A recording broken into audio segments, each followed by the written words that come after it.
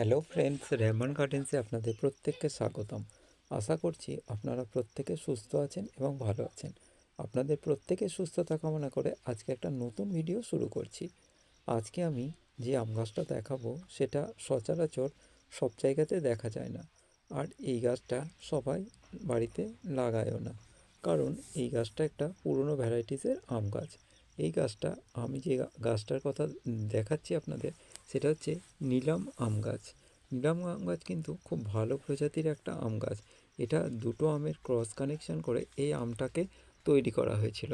এই আম গাছটা আমি কিনে আনার পর কিন্তু বড় টবে বা পটে দেওয়া সম্ভব হয়নি কোনো কারণের জন্য।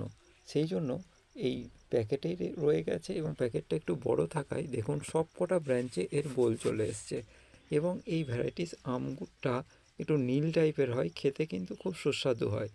আর এটা পরিপক্ক হলে কিন্তু একটা নীলচে ভাব থেকেই যায়। দেখতে পাচ্ছেন প্রত্যেকটা মাথায় মাথায় বা ব্রাঞ্চের মাথায় বোল চলে এসছে। এই বোল থেকে ফলেও পরিণত হবে, কারণ হচ্ছে এর ঝরে যাওয়ার প্রবণতাটা অনেক অনেক কম। দেখছেন আপনার কতটুকু পটে বা কতটুকু প্যাকেটের মধ্যে রয়েছে, গাছটা যথেষ্ট বড় হয়েছে। তবে খুব যে ছোট বস্তার মধ্যে আছে তা কিন্তু নয়, টবের সাইজই বস্তার মধ্যে আছে। গাছটা দেখতে পাচ্ছেন যে কত বড় সাইজ হয়েছে।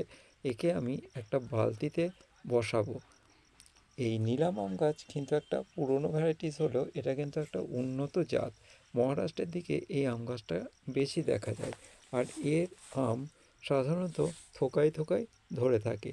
আর এই আম গাছটা আমরা বাংলার লোকেরা অতটা গুরুত্ব না দিলেও মহারাষ্ট্রের দিকে এর কিন্তু খুব গুরুত্ব আছে, আর উত্তরপ্রদেশের দিকেও এর গুরুত্ব কম নয়। আর এই আম গাছটা আমরা পুরনো নার্সারিতে খোঁজ করলেই কিন্তু পেয়ে যাব। নতুন করে বিভিন্ন বিদেশি আমের ভ্যারাইটিস আমাদের দেশে চলে আসায় আর সারা বছর মানে প্রত্যেক বছর ফল দেওয়ার জন্য এই সব ভ্যারাইটিসগুলো অনেক ক্ষেত্রে আমরা বাড়িতে আর লাগাতে চাচ্ছি না।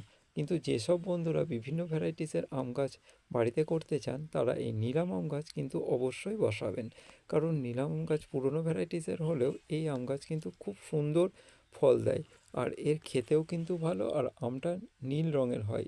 বর্তমানে বিদেশি ভ্যারাইটিসের এত তুলনা আমরা দিই কিন্তু আমাদের নিজস্ব দেশীয় ভ্যারাইটিসের গুরুত্ব না দিয়ে। সেই জন্য আমি চাইবো আপনারা আমার অনুরোধ শুনে আপনারা নিলাম আম গাছটাকে আপনাদের ছাদ বাগানে বা নিজেদের বাগান থাকলে বাগানে বসাবেন। আম গাছটার কিন্তু গ্রোথ খুব ভালো হয়, এবং এটা প্রতি বছর ফল দেয় কিনা আমি এখনও খেয়াল করিনি। যদি আমি আমার বাগানে ফল প্রত্যেক বছর দেয়, তবেই আমি এটাকে প্রত্যেক বছর ফল দেয় বলতে পারবো, কারণ আমি কারো কথা শুনে আমি অত বলতে রাজি নয়। আর এই ভিডিওটা যদি আপনাদের ভালো লাগে তবে অবশ্যই সাবস্ক্রাইব করে পাশে থাকবেন, আর ভুল ত্রুটি হয়ে থাকলে অবশ্যই কমেন্ট করে জানাবেন। আজকের ভিডিও এইটুকুই। প্রত্যেকে ভালো থাকবেন, সুস্থ থাকবেন।